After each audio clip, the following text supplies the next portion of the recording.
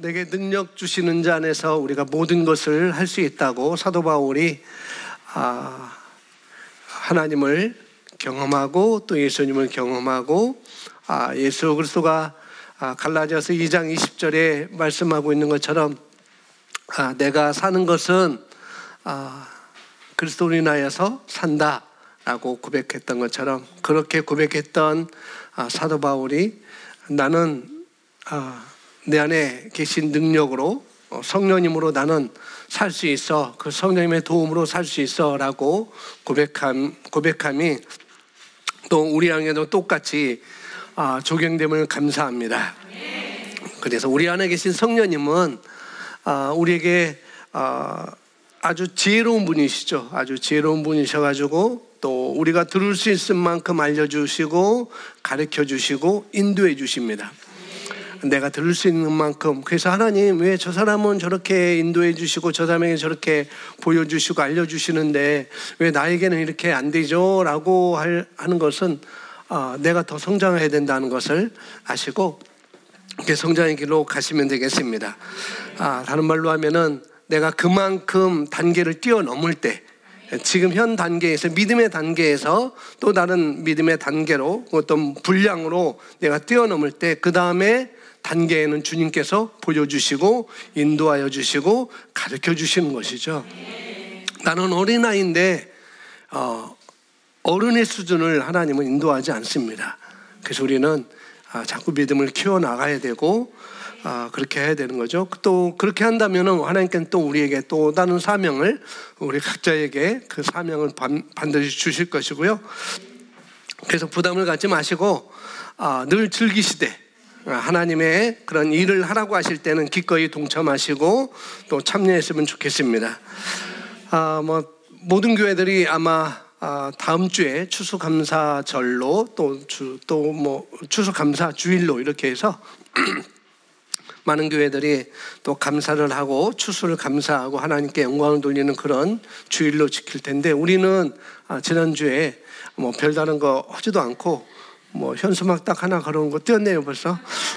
현수막 딱 하나 걸어놓고 말씀만 전하고 말씀도 추수감사절에 대한 유래나 뭐나 그런 것도 전하지 않고 그냥 그랬습니다. 늘 해왔던 것이고 생소하지 않죠. 그래서 우리 추수감사절에는 우리가 또 다른 그런 의미를 갖자. 그래서 탈북 구출을 위해서 구제헌금을 우리가 했습니다. 우리 어린 아이들부터 어른애까지 이렇게 했는데요. 제가 정산해 보니까 일일이 다 정산해보니까 미라클에서 우리 유초동부, 유치부, 청소년부 이 미라클 예배에서 55만 4,340원 이렇게 했고요. 이제 조그만 저금통까지 이렇게 해서 마치 살 때 과부가 두렙돈을 드렸듯이 아니면 옥합을 깨트려서 드렸던 마리아처럼 이렇게 우리 아이들부터 이렇게 정말 귀한 일에서 의의 복음을 위해서 이렇게 동참해 주셨고요. 어른들은 661만 원에서 716만 4,340원이었습니다. 그런데 제가 그 660원을 더 합해서 61만 5천 원을 브라더 슈퍼맨 목사님께 제가 전달해 드렸고 송금했습니다. 자, 따라왔습니다. 나는 믿음에서 어린아이가 아닙니다. 어린아이가 아닙니다. 네, 이제 옆 사람, 앞뒤 사람 보고 눈을 부릅뜨면서 무릎 뜨고 화내지 마시고 사랑의 목소리로 아주 진지하게 얘기하십시오. 의인은 믿음으로 말미암아 삽니다. 의인은 믿음으로 삽니다. 자, 3번 얘기해 주시죠. 3번.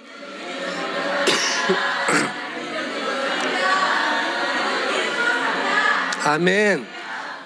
의인은 믿음으로 삽니다. 네, 죄인은 믿음으로 살 수 없어요. 죄인은 믿음으로 살 수 없습니다. 죄인이라고 의식하는 사람은 나는 죄인입니다. 나는 죄인입니다. 라고 하는 사람은 믿음으로 살 수가 없습니다. 왜냐하면 죄인은 말씀을 적용할 줄 모르거든요. 그러나 의인은 말씀을 적용할 줄 압니다. 그래서 말씀을 배워도 죄인은 못 알아들어요. 나는 죄입니다, 나는 죄입니다. 그렇기 때문에 그러나 의인은 믿음으로 사는 법을 알게 되는 것이고 또 아는 것이죠. 왜냐하면 말씀을 들을 수 있기 때문에 내가 어떻게 살아야 되는지 그걸 알고 또 그렇게 사는 것이죠. 그래서 지금 미라클 예배 유초동부 청소년부 미라클 틴즈 미라클 차일드 예배에서 경청에 대한 그런 말씀을 그 성품 하나님의 성품 또 우리의 경청에 대한 것도 예전에 말씀을 전환적으로 이렇게 알고 있습니다. 또 우리 선생님들도 우리 학부모님들도 이 경청에 대해서 말씀을 잘 다 들으셨죠. 바로 우리가 드려야 될 메시지라는 거죠. 이 경청이라는 것은 뭐냐면은 귀 기울여 듣는 것입니다. 다른 것이 아니고 귀 기울여 듣는 거예요. 그래서 우리 예수님도 자주 말씀하셨어요. 귀 있는 자는 들을지어다. 귀 있는 자는 성령이 말씀하는 것을 들을지어다. 많이 말씀하셨어요. 그렇기 때문에 우리가 예수님께서 귀 있는 자는 들으라 라고 할 때 그 귀는 이런 귀가 아니고 우리 심령으로부터 듣는 것, 우리 마음으로부터 듣는 것을 예수님이 말씀하신 것이죠. 그래서 다른 말로 하면은 말씀에 반응할 수 있는 그런 영적인 사람이 되어라 라고 이렇게 말씀하시는 거죠. 그러니까 우리는 하나님의 말씀에 대해서 심령에서부터 마음으로부터 하스로부터 반응할 줄 압니다. 그래서 삶의 변화가 시작되는 것이죠. 자, 오늘 제목 보면 그리스도인의 사는 원리라고 되어 있습니다. 부제로는 우리가 고백했듯이 의인은 믿음으로 살리라 라는 그런 부제목이 되겠습니다. 오늘 여러분 지식으로 듣지 마시고 심령으로부터 인지하시고 또 성령의 감동 가운데 여러분 메시지를 오늘 듣는다면 분명히 상당히 유익이 있을 것입니다. 의인은 뭘로 산다고요? 믿음으로 삽니다. 아멘. 믿음으로 삽니다. 예수를 믿으면 우리가 믿음이라는 단어를 많이 배우게 되죠. 교회를 예수님 영접하게 되면, 교회를 다니게 되면. 그래서 믿음은 기본적인 그리스도인의 삶의 태도인 거예요. 아주 기본입니다. 아주 기본. 그리고 삶의 방식이죠. 뭐가요? 믿음이 그런 것이죠. 그래서 물고기는 물에서 살아야 되죠. 지금 여기 나와 있으면 큰일 납니다. 물고기가. 그런 것처럼 의인은 믿음으로 삽니다. 그러니까 의인은 믿음으로 사는 거예요. 이해함으로 사는 게 아니고 느끼는 것으로 사는 게 아니고 또 보여지는 것으로 사는 것도 아니라는 것이죠. 감정적으로 사는 것도 아닙니다. 말씀을 의식함으로 말씀에 따라 사는 것이에요. 아멘. 그래서 믿음에 대한 정의를 우리가 한마디로 하면은 말씀대로 사는 것이 믿음인 것입니다. 믿음이 뭐예요? 말씀대로 사는 거예요. 그렇게 여러분 이해하시면 되겠습니다. 자, 말씀대로 살아야 되는데 어떤 사람은 싫어하잖아요. 말씀대로 살아야 되는데. 그리고 부담스러워하고 또 부인을 하죠. 이해하기 싫은데, 이해하기 어려운데, 나는 말이 안 되잖아. 내가 하기 싫은데 라고 이렇게 말들을 보통 이야기합니다. 그래서 믿음은 우리가 노력해서 얻는 게 아니에요. 믿음은 하나님이 주신 것을 나타내는 것입니다.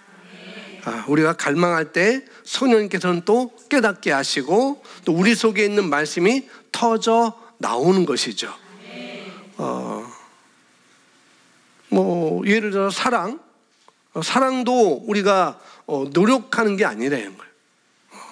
사랑도 노력하는 게 아니면 사랑을 알면 흘러나오게 되어 있어요. 이미 그 사랑이 우리 마음에 부음받았습니다. 이걸 내가 인지하고 인식하고 믿으면은 그 사랑은 흘러나오게 되어 있다는 것이죠. 자, 본론으로 들어가겠습니다. 보시면은, 그래서 모든 그리스도인에게는 믿음이 있습니다. 성경은 말씀합니다. 로마서 12장 3절 말씀 함께 있습니다. 시작.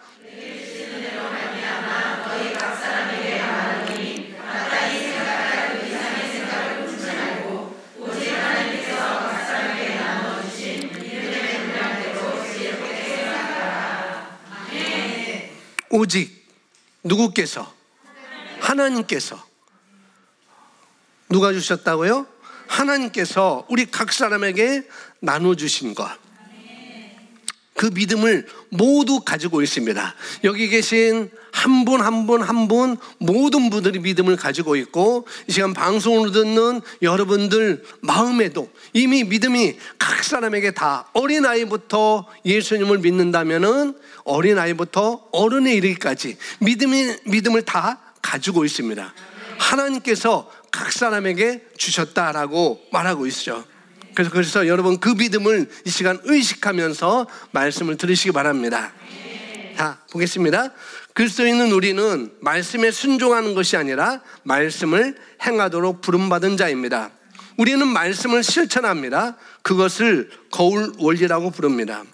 하나님의 말씀은 거울이므로 말씀을 듣고 행하지 않는 자는 누구나 거울 속에서 자신을 보다가 돌아서서 자신이 누구인지 잃어버린 사람과 같습니다. 그 말은 곧 말씀을 행하는 자는 거울 속에 있는 자신을 쳐다보고는 자신의 정체성을 기억하는 사람이라는 의미입니다. 그래서 고린도후서 3장 17절 18절 오늘 본문 말씀인데요, 거기 나와 있습니다. 함께 있습니다. 주는 영이시니 이작 주는 영이시니 주의 영이 계신 곳에는 자유가 있느니라. 우리가 다 수건을 벗은 얼굴로 거울을 보는 것 같이 주의 영광을 보매 그와 같은 형상으로 변하여 영광에서 영광에 이르니 곧 주의 영으로 말미암으니라. 아멘. 자, 여기 고린도후서 3장 17절 18절 보면 우리가 믿음으로 살아가는데, 우리가 믿음으로 살아가는 사람들이 반드시 유념해야 될 것을 여기서 얘기를 해주고 있는데요, 이걸 쉽게 얘기하면 여기 나온 빨간 글씨로 있는 것처럼 바로 거울 원리라고 말합니다. 거울을 보시나요? 예, 저도 그걸 봅니다. 머리가 없어도 봐요. 머리가 없어도 봅니다. 오늘 때 내려오면서 거울을 봤습니다. 머리가 없어도, 잘생기지 못해도 우리는 그런 거 관계없이 우리는 똑같이 거울을 보죠. 거울을 보면서 누구의 모습을 봐요? 자신의 모습을 보게 되는 것입니다. 스캔하죠. 내 머리가 이렇게 됐구나 라고 내 눈으로 딱 스캔하고, 똑같습니다. 오늘 여기 17절 말씀 보시면은 이렇게 말하면 주님은 영이시니 주의 영이 계신 곳에는 뭐가 있느니라? 예, 자유가 있습니다. 주의 영이 계신 곳에 자유가. 주의 영은 누구시죠? 성령님이시고 하나님이시고 예수님이십니다. 근데 이분들은 다 동일하신 분이에요. 이것을 학교에서는 삼위일체라고 합니다. 삼위일체. Three Person 해가지고 세 사람, 세 영, 이렇게 세 주기 이렇게 얘기하는데요, 똑같은 모습을 갖고 계시다는 거죠. 예수님은 예수님 모습대로 오셨지만 하나님 하나님대로 계시고, 성령님은 성령님대로 계시지만은 그러나 똑같은 모습을 가지고 있다는 것입니다. 성부와 하나님, 성자 예수님, 성령 하나님 다 동일하신 분이시죠. 그러나 18절에 이렇게 말합니다. 우리가 다 수건을 벗은 얼굴로 보는 것 같이 주의 영광을 보내. 주의 영광을 뭘 통해 봐요? 예, 거울을 통해서. 주의 영광을 뭘 통해서? 거울을 통해서. 이 거울이 뭐냐면은 우리가 봤듯이 하나님 말씀입니다. 성경 말씀이고 진리인 것이죠. 하나님의 말씀을 통해서 뭘 보냐면은 주님의 영광을 본다라고 말하고 있습니다. 근데 이 주님의 영광을 거울을 통해서 보는 거예요. 다른 말로 하면은 거울은 뭐라고요? 하나님의 말씀. 주의 말씀. 그 주의 말씀 안에 주님의 영광이 있습니다. 이 영광에 대해서는 여기서 말할 수 없지만 다음 교회에 있으면은 따로 영광에 대해서, 여기서 말하는 영광에 대해서 우리가 말씀을 보겠지만은 또 영상에도 저번은 수요일 날 아마 있을 것입니다. 제가 전한 기억이 있는데요. 자, 우리 모두는 주의 영으로 말미암은 것 같이 영광에서 영광에 이르는 똑같은 형상으로 어떻게 해요? 변화요. 똑같은 형상으로. 여기 변화된다는 것은 마치 여러분 그 꽃들에게 희망을 그 책에 보면은 나중에 노랑 그 애벌레가 꼬치가 돼요. 누에 꼬치가 되죠. 그래서 어떻게 해요? 아주 노랑나비가 됩니다. 그러니까 빨강나비가 검은 나비인가요? 검은 나비인가요? 거기 걔는 한참 고민하다가 나중에 돼서 검은 나비가 되죠. 이렇게 전혀 여기 변화된다는 것은 누에 꼬치가 나비로 어떻게 해요? 변모되듯이. 변모되듯이. 그래서 헬라어로 메타몰 푸호라고 이렇게 되는데요. 완전히 변화되는 거예요. 그것을 이야기하는 것입니다. 어떻게 할 때요? 주의 영광을 거울을 통해서 볼 때. 뭘 통해서? 거울을 통해서. 거울은 뭐예요? 말씀을 통해서 볼 때. 이게 바로 거울 원리라고 말하죠. 말씀을 매일매일 우리가 거울을 들여다보듯이 뭐 지하철을 타든지 뭐 공원에 있든지 어디에 있든지 참 거울을 아가씨들이나 엄마들은 거울을 잘 보더라고요. 뭐 아침에 일어나서도 거울 보고 또 밥 먹은 다음에도 거울 보고 점심 식사한 다음에도 거울 보고 지하철에서도 거울 보고 수시로 꺼내가지고 이렇게 자꾸 보는 걸 볼 수 있어요. 뭐 눈도 다시 칠하고 입술도 다시 칠하고. 근데 남성들은 잘 하지 않는 건데 혹시 거울 갖고 계신 분 없어요? 뭐 핸드폰에 다 뭐 미러가 있지만은 그렇게 더 잘 보지도 않습니다. 근데 참 여성분들은 잘해요. 거울을 잘 보는 것을 봅니다. 수시로 이처럼 똑같은 원리입니다. 우리가 세면할 때도 거울을 보고 나올 때도 외출할 때도 거울을 보고 또 점심 먹은 다음에도 내가 거울을 보듯이 어떻게 해요? 수시로 자주 말씀을 보라는 거예요. 그럼 어떻게 돼요? 인식이 되기 시작합니다. 내 머리가 이렇게 흐트러졌었구나. 그래서 바르게 되고 내 넥타이가 이렇게 삐뚤어졌었구나 하고 다시 해서 인식을 하게 된다는 거죠. 그러니까 우리가 말씀을 자주 매일매일 보면 볼수록 나를 인식할 수 있어요. 말씀을 인식한다는 것은 그 말씀을 보는데 어떻게 보는가? 이 말씀에서 나를 누구라고 말하고 내가 무엇을 가지고 있다고 말하고 내가 무엇을 할 수 있다고 말하는지를 우리가 보는 것이죠. 그래서 의인은 믿음으로 산다는 건 내게 믿음이 있구나. 이미 하나님께서 우리에게 각 사람의 믿음을 주셨구나. 우리는 죄인이 아니고 우리는 의인이 되었구나 라는 것들을 내가 바라보는 것입니다. 그걸 내가 그걸 인식하는 거예요. 설령 일주일 동안 내가 수많은 죄를 졌다 할지라도 그럼에도 불구하고 하나님은 나를 어떻게 보신다고요? 의인으로 보신다는 거예요. 우리 그 성경을 통해서 말씀을 통해서 우리는 그것을 보는 것입니다. 주의 말씀을 거울을 통해서 늘 묵상하면 우리는 변합니다. 그래서 새로운 피조물은 거울을 보는데 거울을 통해서 뭐죠? 예수님을 보는 거죠. 먼저 나를 볼 수도 있고 예수님 보는 거예요.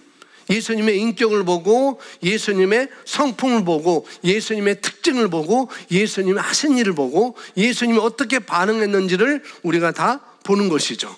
예수님이 어떻게 용서했는지 거울을 통해서 다 보는 것입니다. 거울, 말씀을 보면서 누구를 본다고요? 예수님을 일단은 보는 거예요. 예수님을. 그리고 또 나를 보는 것이죠. 자꾸 자기의 모습을 보면요, 나는 누구처럼 살죠? 예수님처럼.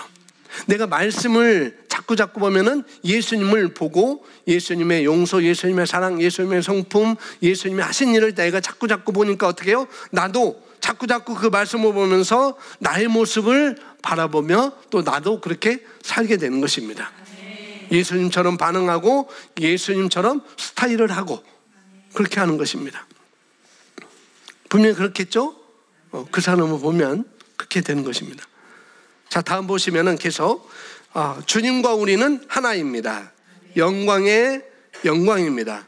능력 중에 능력입니다. 이걸 당신이 의식하고 임재 가운데 사는 한 당신은 절대 넘어지거나 실패할 수 없습니다. 주님과 나는 하나입니다.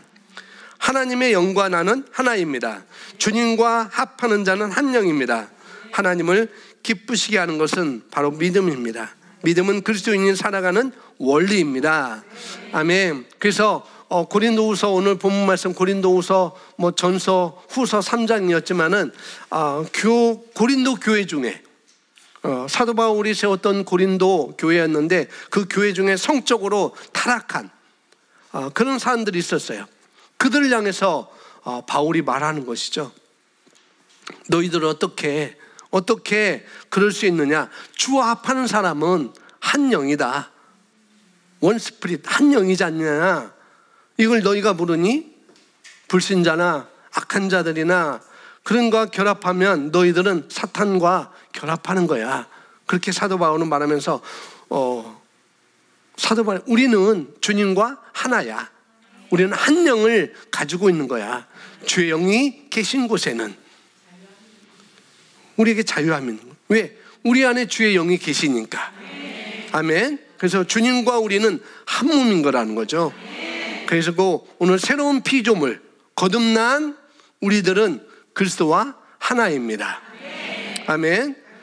이 말이 뭐냐면은 당신이 예수라는 말이 아니고 당신이 그리스도라는 말이 아니고 뭐냐면은 당신이 예수의 영을 가지고 있어, 주의 영을 가지고 있어 라고 말하는 것이고, 너희도 그것을 인식하면은 예수님처럼 반응할 수 있고 예수님처럼 살 수 있어 라는 그런 의미로 말하는 거예요. 내가 그리스도가 아니고 내가 예수가 아니고 내가 하나님이 아니고 너도 하나님처럼 살 수 있고 예수님 똑같이 이 세상에서 기능할 수 있다는 것을, 새 피조물, 새로운 피조물의 특징을 다시 한번 확증을 해주는 것이죠. 중요한 건 오늘 뭐냐면은 믿음으로 사는 거지, 믿음으로 사는 것이 뭔지 내가 들었다면 그렇게 살아가셔야 됩니다. 아멘. 그렇기 때문에 오늘 주제는 오늘 주는 메시지예요. 믿음으로 사는 것. 의인은 믿음으로 살리라. 잘 들어보시기 바랍니다. 자, 보시면 하나님을 기쁘시게 하는 것은 뭐라고 했어요? 믿음입니다. 믿음은 그리스도인이 살아가는 원리입니다. 자, 믿음이 없이는 하나님을 기쁘시게 하지 못하나니라고 히브리서 11장 6절에 나와 있죠. 다시 말하면 하나님이 우리에게 기뻐하시는 삶이 있다는 거예요. 뭐냐면은 믿음으로 사는 삶인 것입니다. 사랑이라고 안 했습니다. 능력이라고 안 했어요. 은사라고 얘기하지 않았습니다. 은혜라고 얘기하지 않았어요. 뭐라고 얘기했습니까? 믿음으로 말씀하셨습니다. 하나님이 기뻐하시는 것, 물론 사랑도 있죠. 사랑도, 능력도 있고 은사도 있는데 여기서 의인은 믿음으로 산다라고 말씀하시죠. 그래서 사랑은 그냥 우리 자체입니다. 아가페 사랑은 나의 자체라는 것. 사랑의 본성을 우리는 가지고 있기 때문에 그래서 그건 당연한 거고요. 근데 믿음으로 살면 사랑은 당연히 우리 삶에서 나타나게 되어 있는 것이죠. 중요한 것은 여러분이 믿음의 삶을 살아야 되는데 믿음이 없이는 하나님을 기쁘시게 할 수 없답니다. 믿음. 그래서 고린도후서 5장 7절에 이런 말씀이 있습니다. 그래서 함께 읽는 시작. 이는 우리가 믿음으로 행하고 보이는 것으로 행하지 않는다. 아멘. 다시 말하면 믿음의 반대는 뭔 것 같아요? 여기서 보면은 믿음의 반대는 보이는 것입니다. 이 말씀 고린도후서 5장 7절 말씀으로 보면 믿음의 반대는 보이는 것, 다른 말로 느껴지는 것, 보여지는 것, 이걸 유식한 말로 오감이라고 합니다. 우리가 알죠? 로마서 4장 7절에 우리가 나와요. 4장 7절 이후에 나오잖아요. 아브라함의 믿음과 누구의 믿음? 도마의 믿음. 요한복음 20장에도 나오고. 도마가 어떻게 되세요? 우리가 예수님 만났어. 제자들이, 그 동역자들이 우리가 예수님 만났어. 예수님 봤어. 예수님이 살아나셨어 할 때 도마는 뭐라고 그랬어요? 내가 예수님의 못자국에 손가락을 넣어보지 않으면. 옆구리에 창자국을 찔린 거 봤어요. 아마 도마도 멀발치해서 아마 창에 찔리는 걸 도마도 봤을 거예요. 그러니까 들어서가 아니라 봤으니까 예수님께서 옆구리에 창에 찔린 것을 말했던 것이죠. 그래서 거기도 내가 살펴보지 않으면은 넌 예수님이 살아난 거 나는 못 믿어. 바로 오감인 것입니다. 도마는 오감으로 그렇게 살았어요. 근데 아브라함은 뭐예요? 오감이 아니고 그냥 믿음을 갖고 있었습니다. 그래서 여기서 말하는 것처럼 믿음과 반대되는 것들은 뭐냐면은 오감이 보여지는 것, 느끼는 것. 다른 말로 하면은 이해가 안 되면 안 되죠. 느껴지지 않으면은 안 믿죠. 또 보여지지 않으면은 아직 나타난 게 아니죠. 내가 뭘 가졌다고 하는데 뭘 가졌다는 거야? 내가 너 손에도 없는데 보이지도 않는데. 그것이 바로 여기 말하는 보이는 것, 오감. 아니 증상이 지금 나한테 있는데 어떻게 예수님께서 채찍에 맞음으로 내가 나음을 입었다고 말하지? 증상은 그대로 있는데. 그렇게 자꾸 증상이 있으면 아직 아니야, 나는 나은 게 아니야 라고 하는 것은 뭐냐면은 믿음의 반대라는 거예요. 그런데 이것을 세상에서는 그냥 상식이라고 말합니다. 이치라고 말하고 자연적인 지식이라고 이렇게 얘기하죠. 그런데 여기 보시면은 다음 보시면은 보여지는 것으로 생각하고 반응하는 것은 믿음으로 사는 것이 아닙니다. 물론 그렇게 시작할 수도 있어요. 그렇게 시작할 수 있어요. 그런데 그것이 자꾸 습관화되면은 정말 그렇게 갈 수밖에 없죠. 보여지는 것을 생각하고 반응하는 것은 믿음으로 사는 것이 아닙니다. 믿음으로 행한다는 것은 말씀을 인식하고 말씀으로 모든 상황을 재해석하여 말씀에 따라 반응하는 태도를 말합니다. 말씀과 당신은 하나입니다. 이전에는 성령님의 지시를 기다렸다면 이제는 말씀과 당신은 하나이기에 곧 당신의 생각은 말씀입니다. 당신을 통해 성령님이 일하게 하십시오. 당신이 채무를 지불하기 위해 재정적으로 공급되기를 소망하나 믿음은 당신이 필요할 때 돈을 갖게 될 것이라는 것을 확신을 줍니다. 믿음은 소망이라는 비실제된 것을 실제 영역으로 가져오는 것입니다. 아멘. 성경이 말하는 믿음은요, 무조건 보이지 않는 것을 믿는 게 믿음이라고 얘기하는 것이 아니고, 보여지지 않는데 믿어 왜 이렇게 믿지 못하냐 라고 그렇게 말하는 것이 그렇게 믿음이라고 하는 것이 아니고요. 여기서 말하는 것은 뭘 얘기하냐면은 말씀을 얘기하는 거예요. 말씀.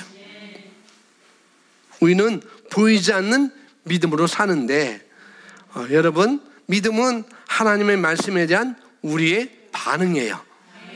믿음은 하나님의 말씀에 대한 나의 반응. 이 믿음에 대한 정의가 상당히 많이 있습니다. 근데 우리가 대표적으로 믿음은 하나님의 말씀에 대한 나의 반응이라고 우리가 정의를 갖고 있죠.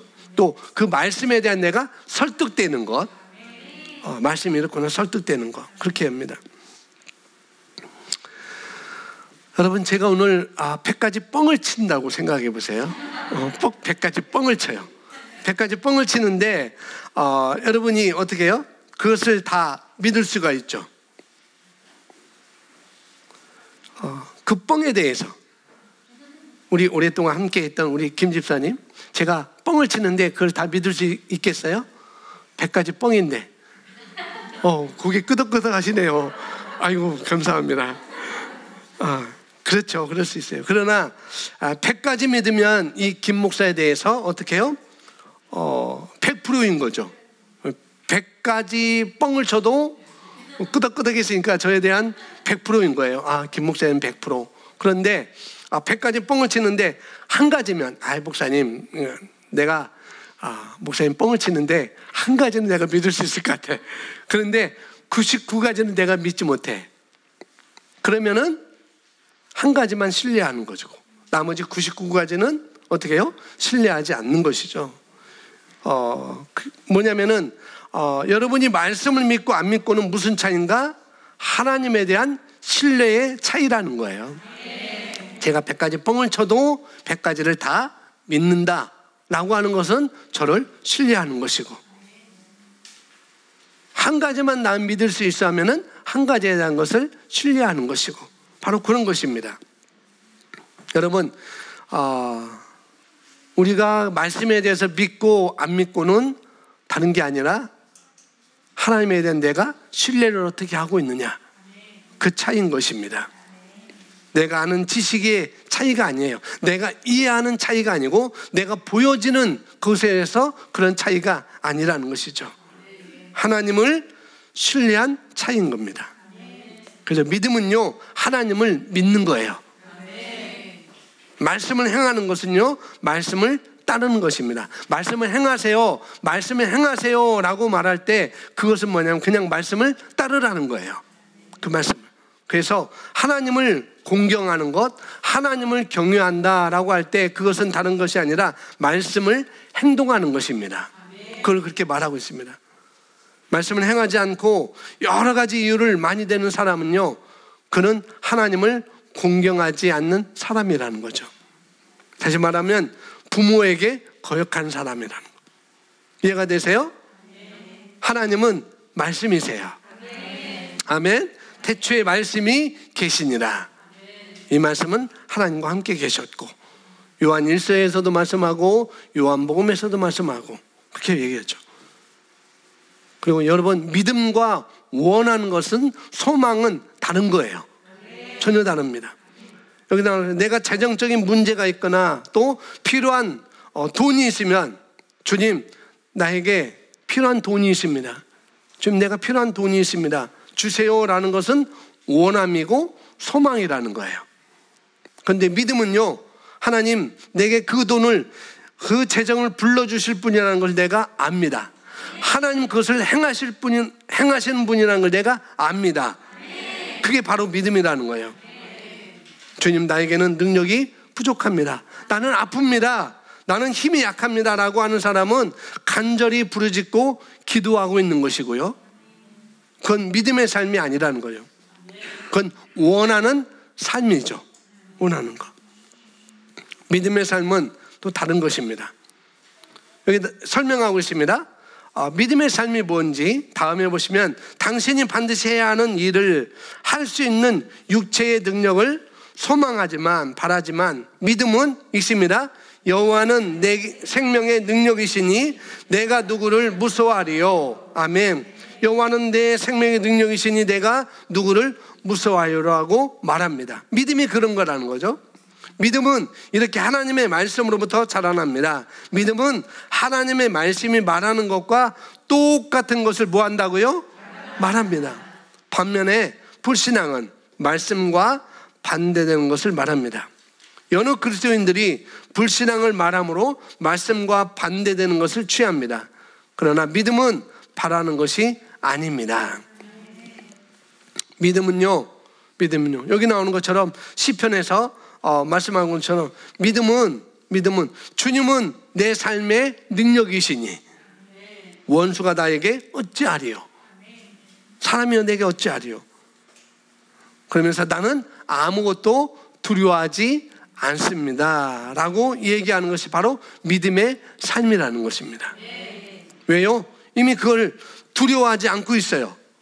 두려워하지 않고 있어요. 다시 말합니다. 믿음은 여러분이 원하는 것이 아니고 하나님이 주신 것을 여러분이 가지고 있는 것을 확신하는 것입니다. 아멘. 여러분이 가지고 있는 증거예요, 바로. 그래서 믿음은 바라는 것의 실상, 실체입니다. 성경은 사랑이나 은혜가 없이는 하나님을 기쁘시게 할 수 없다고 말씀하지 않습니다. 성경은 믿음이 없이는 하나님을 기쁘시게 할 수 없다고 말씀합니다. 그것은 우리가 이 땅에서 사는 삶이 믿음의 삶이어야 한다는 뜻입니다. 우리가 믿음의 사람이 되는 것을 하나님은 갈망하십니다. 아멘. 말씀을 행하는 것이 뭐라고요? 믿음이라고요. 말씀을 행하는 것이 믿음입니다. 말씀을 행동하는 것이 바로 믿음이라는 거죠. 성경은 아주 정확하게 얘기합니다. 말씀을 듣고 행하지 않는 자는 자신을 속이는 것이다. 그러면서 영혼이 없는 몸은 죽은 것이다 라고 야고보서 말씀하고 있잖아요. 영혼이 없으면 땅속에 들어가는 것입니다. 영혼이 없으면 땅속에 들어가는 거예요. 영혼이 떠나가면은 땅속에 다 들어가는 것이죠. 다시 말하면 믿음의 행함이었으면 그건 죽은 것이다 라고 말하고 있는 거예요. 자, 오늘 말씀을 들을 때 여러분, 행하는 것이 중요한 것입니다. 행동하는 것이 중요해요. 믿음으로 사는 것이 중요하다는 것이죠. 아주 중요합니다. 오늘 우리가 믿음 가운데 여러분 세워지게 될 것입니다. 아멘. 자, 우리가 잘 알고 있는 마가복음 5장에 세 가지 사건이 계속 나오죠. 귀신 들렸던 사람을 고쳐주고, 그 다음에 야이로의 딸을 고쳐주고, 그 다음에 그 중간에 뭐가 더 있어요? 12년 동안 유추병을 걸렸던 여인에 대해서 나옵니다. 그거 잘 알고 있는 성경 내용인데요. 이 여인이 12년 동안 유출병으로 시달렸던 이 여인이 예수님께 나올 때 어떻게 나왔어요? 기어 나왔어요? 차 타고 나왔습니까? 그가 어떻게 나왔죠? 믿음을 가지고 나왔습니다. 어떤 믿음이요? 치유에 대한 믿음. 말씀대로 하면은 내가 주님의 뭐만 만져도, 옷자락만 만져도 뭐하리라? 나으리라. 12년 동안 고생했는데 이 여인이 그렇게 말하죠. 나는 내가 주님 앞에만 가면 주님이 직접 손을 얹어서 내게 기도하지 않아도 나는 그냥 그분의 옷자락만 만져도 나는 나을 거야. 치유의 믿음을 가지고 이 여인은 나왔습니다. 자, 믿음의 원리는 다 똑같다는 거예요. 이 12년 동안 혈류병이 앓았던 이 여인이 주님께 나오는 것처럼 나는 나을 거야 라고 그런 믿음을 가지고 나온 것처럼 믿음의 원리는 다 똑같습니다. 거울의 원리는 다 똑같습니다. 제가 거울을 보면 제가 보여지죠. 우리 권사님이 거울을 보면 권사님이 보여줘요. 제가 제 거울로 저를 보면 제가 보이는 것이고, 권사님이 보면 권사님이 보여지는 것이고, 집사님이 보면 제가 보이는 게 아니라 누가 보일까요? 집사님이 보여지는 거예요. 믿음의 원리는 다 똑같다는 거죠. 그것이 재정이든 그것이 치유든 그의 관계든 모든 것 다 똑같은 원리로 작용한다는 거 우리가 아셔야 되겠습니다. 아멘.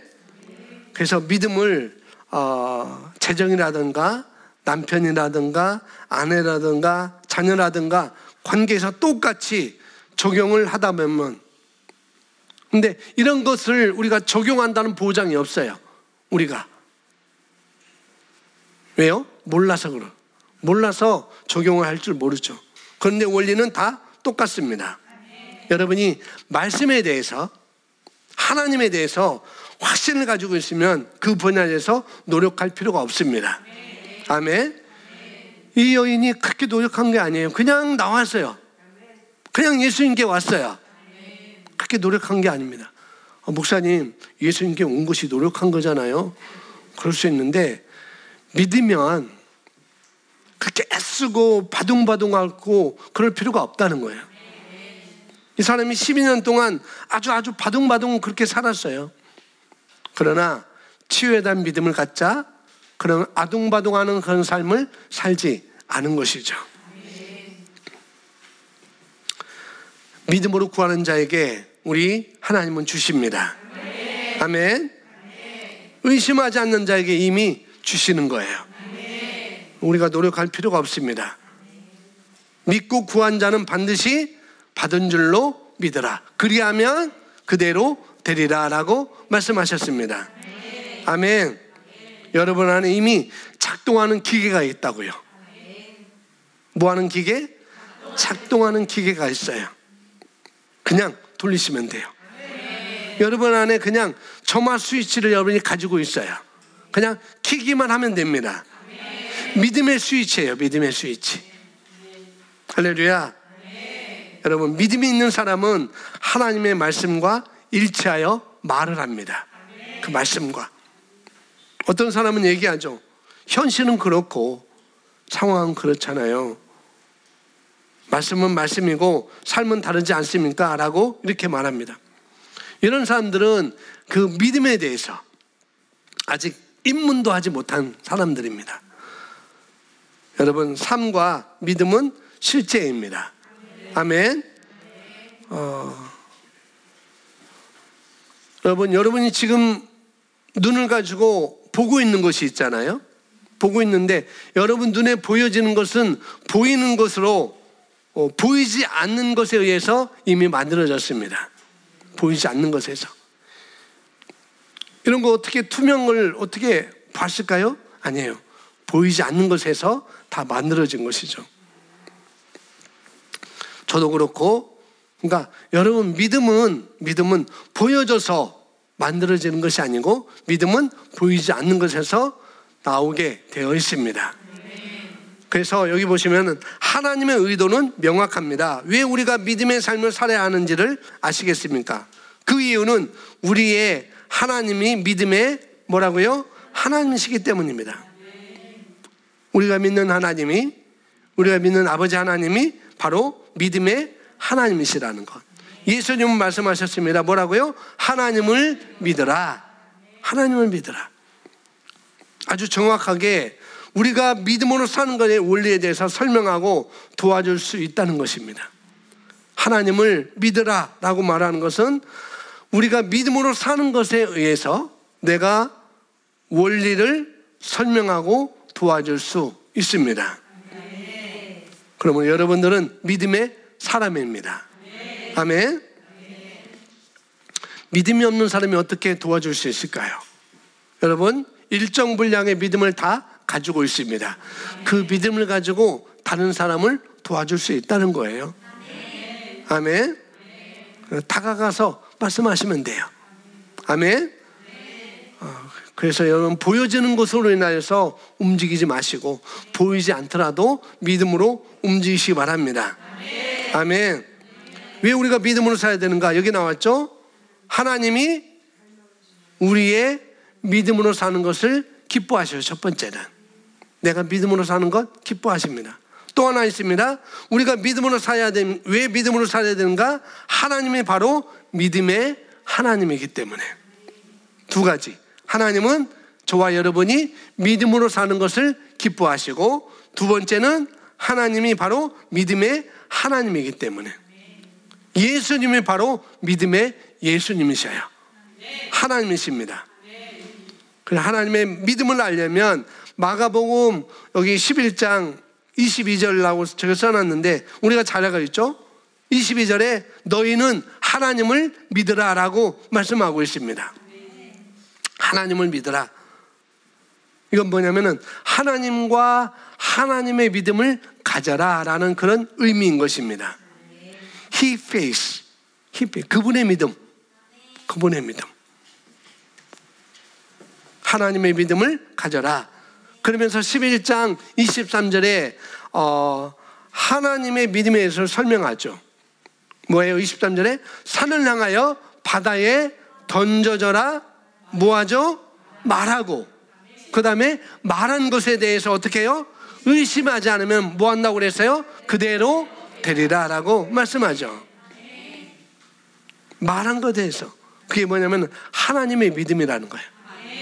하나님의 믿음을 가져라. 무화과나무가 있네? 우리 시작하니까 무화과나무에서 우리가 열매를 따먹자 라고 했는데 열매가 아무도 없었어요. 하나도 없었어요. 근데 예수님이 어떻게 해요? 이제부터는 너는 열매가 없을 것이고 그럴 거야.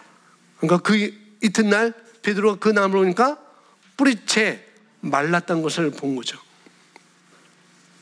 예수님, 이 무화과 어제 말씀하신 예수님이 말씀한 그대로 이 나무가 그대로 됐네요 라고 말하니까 그때 예수님이 너희는 하나님의 믿음을 가져라 라고 말하는 거예요. 그러면서 23절에 너희가 산을 향해서 그 산이 어떤 산이든지 소래산 얘기하는 게 아니에요. 내 삶에 맞닥뜨린 산 같은 것, 그걸 말하는 거죠. 거기에 대해서 내가 뭐하면 말하면 바다에 던져져라, 내 앞에서 사라져라 라고 말하면, 그리고 그다음 말만 하는 게 아니고 어떻게 해요? 그 말한 것에 내가 어떻게 해요? 의심하지 않으면은, 그러면은 어떻게 된다고 그랬습니까? 그대로 되리라 라고 말씀하시죠. 아멘. 그게 하나님의 믿음이라는 거예요. 그 하나님의 믿음을 우리가 받았습니다.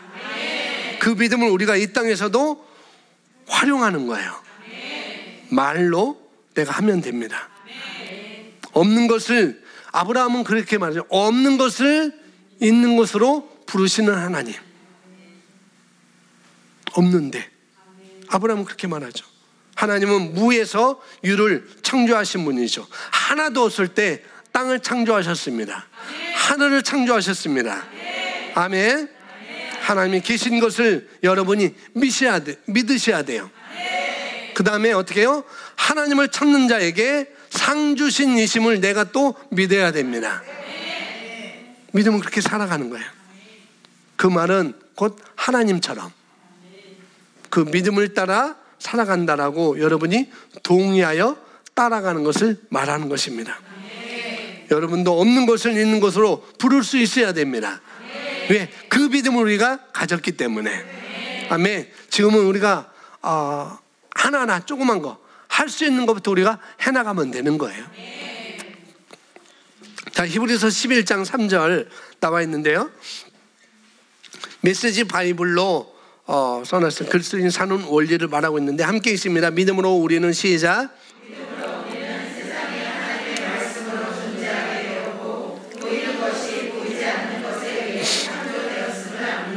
예.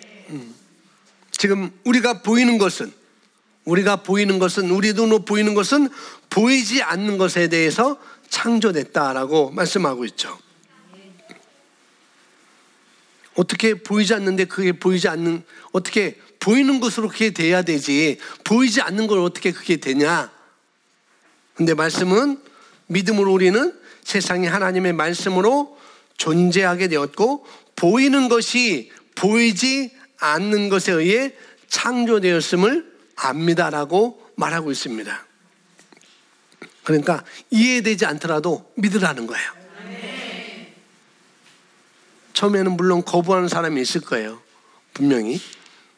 어떤 사람은 이해되지 않더라도 하나님이 말씀하셨으니까 믿겠습니다. 이게 바로 믿음이라는 거예요.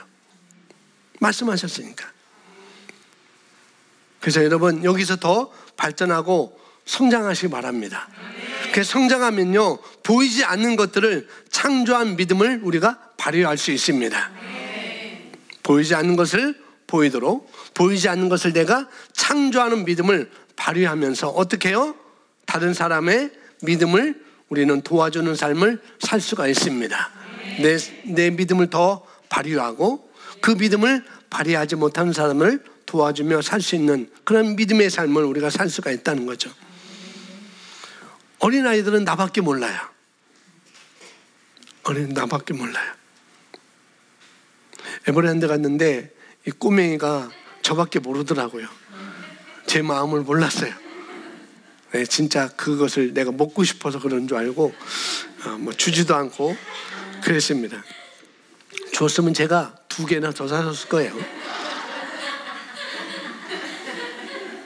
그런 거죠. 그러니까 어린아이들은 이게 나밖에 모른다는 거죠. 나밖에. 근데 성장하는 사람은요, 어떻게 해요? 다른 사람의 믿음을 돕는 자로 살 수가 있습니다. 이것이 앞으로 여러분들이 할 것이에요. 아멘. 한번 저를 따라합시다. 믿음으로. 우리 여기 메시지 바이블에 나오는 거예요. 믿음으로 우리는 세상이 말씀으로 존재하게 되었고 보이는 것이 보이지 않는 것에 의해 창조되었다는 것을 압니다. 아멘. 그래서 믿음은 키워가는 것입니다. 우리는 모두 동일한 분량의 믿음을 받았기에 믿음이 없는 그리스도인은 없습니다. 다만 그 분량을 키워가야 할 뿐입니다. 말씀은 크고 효과적인 믿음을 키워가는 방법을 우리에게 밝혀줍니다. 자, 믿음이 여러분 안에 다 있습니다. 아멘. 나는 없어요가 아니에요. 다 있습니다. 그래서 우리는 많은 믿음이 필요하지 않아요.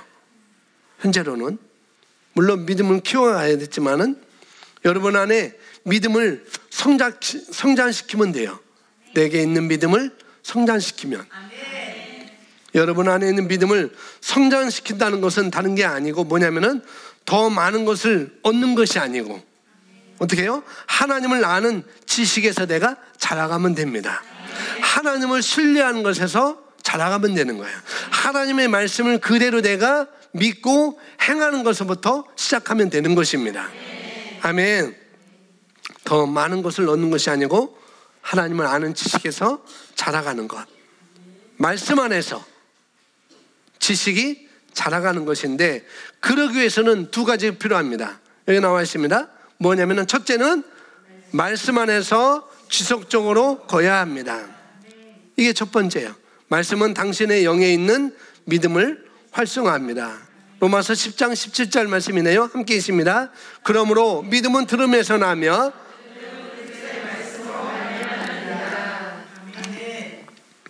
하나님 말씀 안에 꾸준히 늘 정기적으로 규칙적으로 머무르는 습관을 우리가 가져야 된다는 것이죠. 무슨 습관? 말씀을 꾸준하게 머무르는 습관. 여러분 좋은 습관, 나쁜 습관 있을 수 있죠. 유익한 습관도 있을 수 있고 무익한 습관을 우리가 있을 수 있어요. 근데 말씀을 묵상하는 것은 유익하고 좋은 습관입니다. 그죠? 네, 이런 좋은 습관을 가진 사람의 특징이 뭐냐면은 규모 있는 삶을 살아요. 말씀을 규칙적으로 묵상하는 삶. 그 사람은 규모 있는 삶을 삽니다. 아주 꾸준하게 하나님의 말씀을 묵상하는 사람은 주님 앞에 준비된 사람입니다. 그래서 여러분 말씀을 묵상하는 습관을 여러분 가지시기 바랍니다. 거울 원리 아주 꾸준하게 말씀을 들여다보시면 됩니다. 믿음은 어디서 오죠? 들음에서 나고 그 다음에 들음은 하나님의 말씀에서 옵니다. 하나님의 말씀을 듣는 방법은요, 첫 번째로 우리가 설교의 메시지를 통해서 말씀을 들을 수 있죠. 이 메시지를 통해서, 이 예배의 메시지를 통해서 성령님께서 여러분에게 말씀하십니다. 믿음은 바라는 것들의 실상이고 보이지 않는 것들의 증거라고 말씀하고 있습니다. 그래서 예배에 우리가 참석하는 것 굉장히 중요한 것이죠. 잠언서 4장 22절에 이렇게 말씀합니다. 그것을 넣는 자에게는 생명이 되며 그의 온 육체의 건강이 됨이니라. 모든 지킬 만한 것 중에 더욱 내 마음을 지키라. 생명의 근원이 이에서 남이니라. 그것을 넣는 자에게 생명이 되며 그 온 육체의 건강이 됨이니라. 치유를 말하고 있죠. 그러면서 내 말에 주의하라. 다른 말로 하면 귀를 기울여 주의하며 들으라 라고 말씀하고 있는 것입니다. 무릇 지킬 만한 것보다 내 마음을 지키라. 내 마음을 지키는 것 최고의 방법이 뭐라고요? 주의하여 많이 듣는 거예요. 하나님의 말씀을 가까이 두는 것입니다. 말씀을 가까이 둔다는 의미를 여러분 아시겠죠? 예, 내가 품고 다니라는 게 아니에요. 그런 의미가 아닙니다. 말씀을 지키는 방법이 다른 것 아닙니다. 뭐냐면은 목사님 항상 듣는 얘기인데요 라고 그렇게 할 수 있지만은 그래서 또 제가 얘기하는 거예요. 또 그래서 제가 더 강조하는 것입니다. 말씀을 가까이 하는 거, 그렇게 하시면 돼요. 아멘. 야고보서에서 영혼이 없는 몸이 죽은 것 같이 그렇게 말하잖아요. 믿음은 죽은 믿음이 있다는 거죠. 죽은 믿음. 우리에게 일정 분량의 믿음을 줬는데 어떻게 해요? 그 믿음이 죽은 믿음이 될 수가 있다는 거죠. 오늘 제가 하는 핵심이 이겁니다. 믿음은 행해야 되는 거예요. 아멘. 예수님처럼 사는 것입니다. 어떤 환경이든 어떤 상황이든 내가 맞닥뜨렸을 때 어떻게 살 것인지. 그래서 여기 보시면 하나님의 말씀을 들으면 들을수록 더 많은 믿음을 갖게 될 것입니다. 하나님의 말씀을 행하면 행할수록 더 건강한 강한 믿음을 갖게 될 것입니다. 하나님의 말씀을 영안으로 받아들이는 것이 적으면 적을수록 삶의 도전에 직면할 때 표현할 수 있는 믿음 역시 적어집니다. 다시 말하면 재료가 없으면 요리를 많이 못 하잖아요. 당근 하나 가지고 요리를 뭐 할 수 있을까요? 재료가 많으면은 아주 다양하고 풍성한 요리를 할 수 있습니다. 그죠? 그처럼 마찬가지라는 거죠. 똑같습니다. 우리가 말씀에 대한 믿음을 많이 가지면 많은 분야 속에서 여러분들을 믿음으로 적용할 수가 있는 거라는 거죠. 자, 첫 번째는 말씀 안에서 지속적으로 거해야 된다는 거울 원리를 말하고요. 두 번째는 뭐예요? 또한 꾸준히 교회 예배에 참석하고 다른 믿는 자들과 교제하면 당신의 믿음이 세워집니다. 참다운 교제를 통해 당신은 주님과 하나됨을 더욱 인식하고 보호받으며 영적 전이가 일어나며 성장을 이루고 부르심의 목표를 이루게 됩니다. 교회에서 당신은 말씀을 배우며 당신의 믿음의 활력을 북돋아주는 풍성한 성령의 교제를 누리기도 합니다. 그럼에도 당신의 믿음을 표현해야 합니다. 첫 번째는 말씀을 우리가 지속적으로 말씀 안에 거해야 되는 것. 두 번째는 꾸준히 예배에 참석하면서 믿는 자들과 교제하는 것. 사람들과 만나서 믿음의 교제를 우리가 해야 된다는 거죠. 여기 교제할 때 오는 강점을 얘기를 하고 있습니다. 첫 번째, 주님과 하나됨. 이게 뭐예요? 성찬이에요. 성찬. 우리가 성찬을 할 때 주님의 뜻과 주님의 잔, 주님의 몸과 피를 우리가 먹고 마시잖아요. 그건 주님과 내가 하나라는 것, 피의 언약을 내가 인식하는 것이죠. 그러니까 교제를 통해서 이런 것을 우리가 알 수가 있는 그런 유익이 있고, 바로 파트너십으로 우리가 살아가는 것이고, 두 번째는 뭐예요? 보호를 받아요. 세 번째는 영적인 전이가 일어납니다. 아주 귀한 것들에 대해서 우리가 나누어지고 베풀어지는 것이죠. 네 번째는 뭐 한다고요? 성장합니다. 처음 듣는 얘기인가요? 성장합니다. 교제를 통해서 성장합니다. 다섯 번째,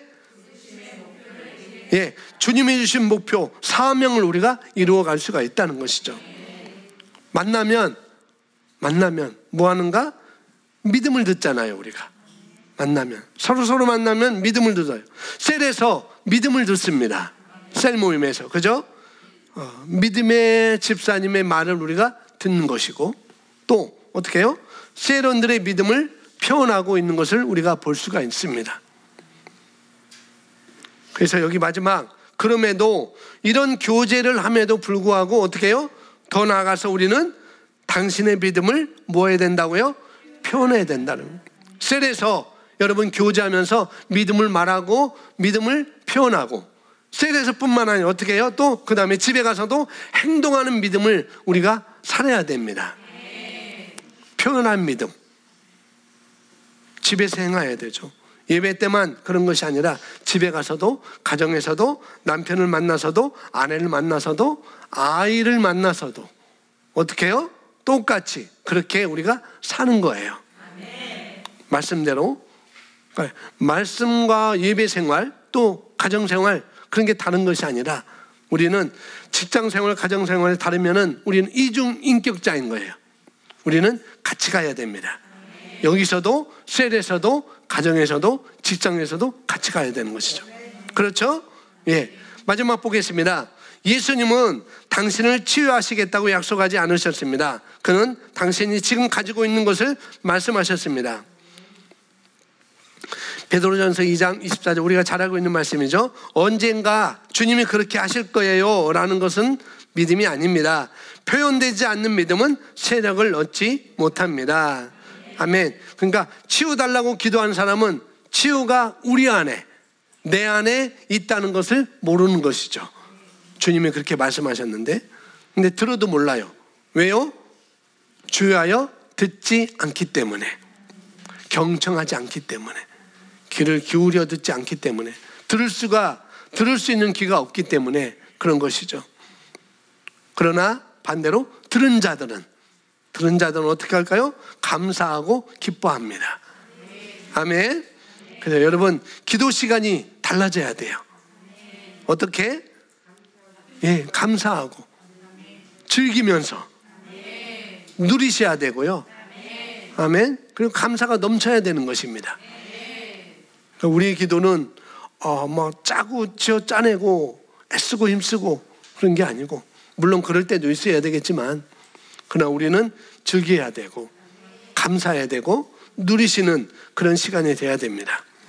하나님의 그리스도 안에서 내가 누구인지, 내가 무엇을 가지고 있고 무엇을 할 수 있는지를 처음부터 우리는 인식하고 살아가야 되지, 그렇지 않으면은 늘 노력하고 아둥바둥한 삶을, 고군분투의 삶을 우리가 살아갈 수밖에 없는 것이죠. 여러분, 새로운 피조물입니다.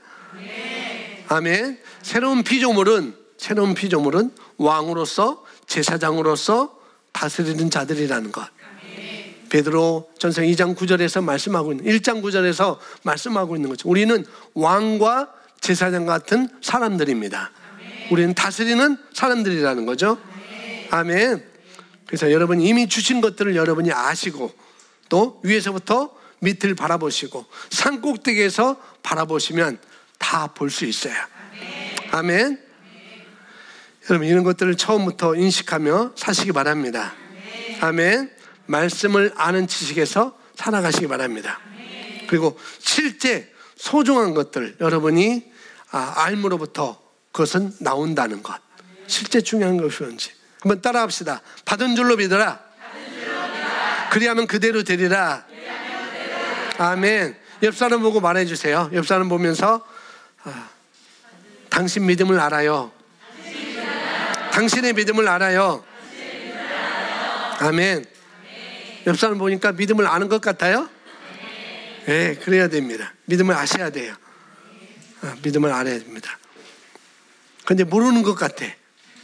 옆 사람이 믿음을 모르는 것 같아. 그러면 나머지 공부 시키시면 됩니다. 집사님, 잠깐 따라오세요. 그러고 셀 모임하고 또 끝나서, 셀 모임 끝나고 또 믿음에 대해서 가르쳐 주세요. 아멘. 그렇게 하면 됩니다. 여러분, 신기한 건 뭐냐면 내가 믿음에 대해서 말해주면 말해줄수록 내 믿음이 성장한다는 거예요. 그게 참 신기해요. 아멘. 우리 셀 모임 하시는 거, 셀 모임을 하신 분들 보시면은 믿음이 계속 성장하는 것을 볼 수가 있습니다. 왜? 믿음을 자꾸 얘기하잖아요. 그 믿음이 아닌 자연적인 것을 얘기하면 자연적인 것이 자꾸 성장하게 되어 있어요. 번식하게 됩니다.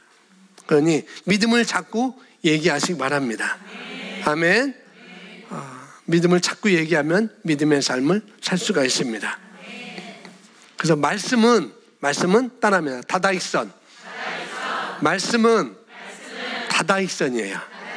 말씀을 많이 취하면 취할수록 그 말씀이 내게서 풀어져 나가는 것이죠. 능력으로 나타납니다. 여러분은 믿음의 사람입니다.